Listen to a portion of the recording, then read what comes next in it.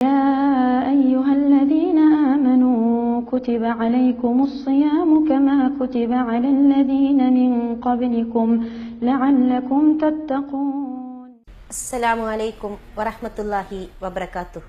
അൽഹംദുലില്ലാ അസ്സലാത്തു വസ്സലാമു അലാ റസൂലിൽ കരീം വഅലാ ആലിഹി വസഹബിഹി അജ്മഈൻ. അമ്മാ ബഅദ്.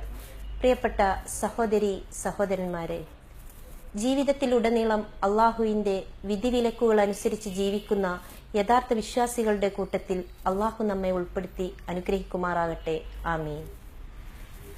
പരിശുദ്ധമായ റമളാൻ ഒരിക്കൽ കൂടി നമ്മിലേക്ക് സമാഗതമായിരിക്കുകയാണ്. മാനസികമായും ശാരീരികമായും നാം അതിന് തയ്യാറെടുത്തു കഴിഞ്ഞു.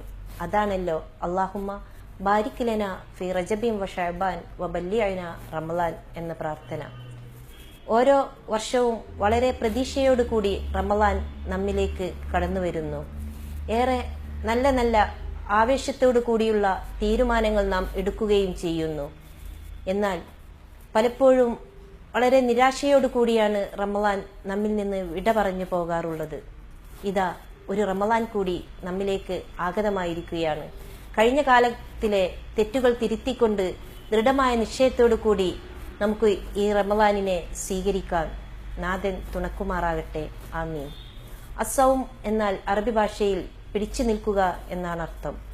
പ്രഭാതം മുതൽ പ്രദോഷം വരെ നാഥന്റെ തൃപ്തി കാക്ഷിച്ചുകൊണ്ട് അന്നപാനീയങ്ങളും വിചാരവികാരങ്ങളും നിയന്ത്രിച്ച് നിർത്തുക എന്നാണ് അതുകൊണ്ട് ഉദ്ദേശിക്കുന്നത്. എല്ലാ സൽപ്രവർത്തനങ്ങൾക്കും പ്രതിഫലം നൽകുന്നത് നാഥനാണെന്നിരിക്കെ നോമ്പ് എനിക്കുള്ളതാണ്, അതിനുള്ള പ്രതിഫലം ഞാനാണ് നൽകുന്നത് എന്ന് അള്ളാഹുവിൻ്റെ പ്രഖ്യാപനം അള്ളാഹുവും അടിമയും തമ്മിലുള്ള രഹസ്യ ഇടപാടാണ് നോമ്പ് എന്നതിനാലാണ്. സൂറത്ത് അൽ ബഖറ 183 ആയത്തിൽ അള്ളാഹു പറയുന്നു, സത്യവിശ്വാസികളെ, നിങ്ങൾക്ക് മുമ്പുള്ളവർക്ക് നാം കൽപ്പിച്ചതുപോലെ നിങ്ങൾക്കും നോമ്പിനെ ഞാൻ നിർബന്ധമാക്കിയിരിക്കുന്നു, നിങ്ങൾ ഭയഭക്തിയുള്ളവരാകുവാൻ വേണ്ടി. അള്ളാഹുവിൻ്റെ താല്പര്യത്തിനനുസരിച്ചേ ഞാൻ ജീവിക്കുകയുള്ളൂ എന്ന അടിമയുടെ പ്രഖ്യാപനമാണ് നോമ്പ്.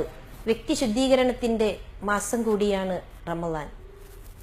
പാഴ്വർത്തമാനങ്ങളും പ്രവർത്തനങ്ങളിൽ നിന്നും വിട്ടുനിൽക്കാൻ തയ്യാറാവാത്തിടത്തോളം കാലം അവന്റെ നോമ്പ് കൊണ്ട് അവന് യാതൊരു പ്രതിഫലവും ഉണ്ടായിരിക്കുകയില്ല എന്ന പ്രവാചകന്റെ അധ്യാപനം ഏറെ ശ്രദ്ധേയമാണ്. പരിശുദ്ധ ഖുർആൻ അവതീർണമായത് റമളാനിനാണ് എന്നതുകൊണ്ട് തന്നെ ഖുർആനുമായുള്ള നമ്മുടെ ബന്ധം നാം ഏറെ ഊട്ടിയുറപ്പിക്കേണ്ടതുണ്ട്.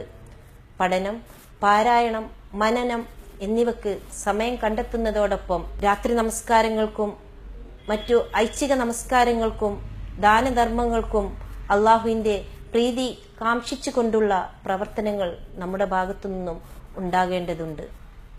സമൂഹത്തിൽ പ്രയാസമനുഭവിക്കുന്നവന്റെ പ്രശ്നങ്ങളെക്കുറിച്ച് അറിയുന്നതിനും ഒറ്റയ്ക്കും കൂട്ടായും കൊണ്ട് അവന്റെ പ്രശ്നങ്ങളുടെ പരിഹാരത്തിനുള്ള മാർഗങ്ങൾക്ക് വേണ്ടി നാം ഓരോരുത്തരും പരിശ്രമിക്കേണ്ടതുണ്ട്.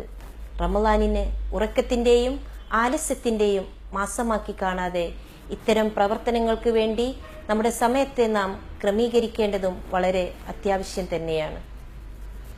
നോമ്പുതുറ വളരെ പുണ്യമായ ഒരു കർമ്മം തന്നെയാണ്. എന്നാൽ ഇത്തരം സമയങ്ങളിൽ ധൂർത്തും ദുർവ്യയവും പരമാവധി ഇല്ലാതെയാക്കുന്നതിനുള്ള പരിശ്രമമാണ് നമ്മുടെ ഭാഗത്തു നിന്ന് ഉണ്ടാവേണ്ടത്. ജീവിതത്തിലുടനീളം ഭക്ഷണത്തിലും വസ്ത്രത്തിലുമായാലും മറ്റേത് മേഖലയിലായാലും ധൂർത്തും ദുർവ്യയത്തിൽ നിന്നും നാം ഓരോരുത്തരും അകന്നു നിൽക്കണം.